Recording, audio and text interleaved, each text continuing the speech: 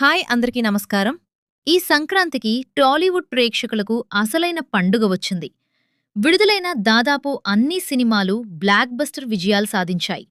మొదటగా ప్రేక్షకుల ముందుకు వచ్చిన రాజాసాబ్ భారీ అంచనాల మధ్య విడుదలై ఊహించని స్థాయిలో వసూలు సాధించి కొత్త రికార్డులు సృష్టించింది.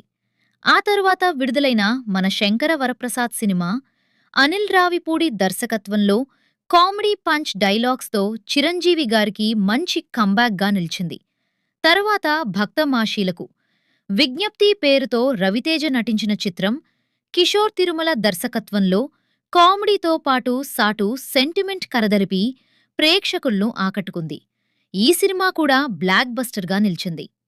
సంక్రాంతి బరిలోకి ఎలాంటి భారీ అంచనాలు లేకుండా వచ్చిన శర్వానంద్ యొక్క నారీ నారీ నారీ నడుమ మురారి సినిమా ఆశ్చర్యకరంగా పెద్ద విజయం సాధించింది.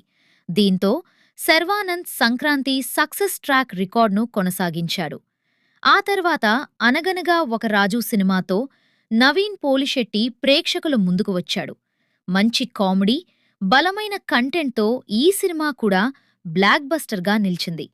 మొత్తానికి ఈ సంక్రాంతి టాలీవుడ్కు సాధారణ సక్సెస్ కాదు, ఘన విజయాల పండుగగా మారింది. ఒకటి తప్ప మిగతా అన్ని సినిమాలు ప్రేక్షకులను పూర్తిగా ఆకట్టుకున్నాయి. ఈ వీడియో మీకు నచ్చినట్లయితే లైక్ చేయండి. మరిన్ని వీడియోల కోసం సబ్స్క్రైబ్ చేయండి. Bye my dear friends.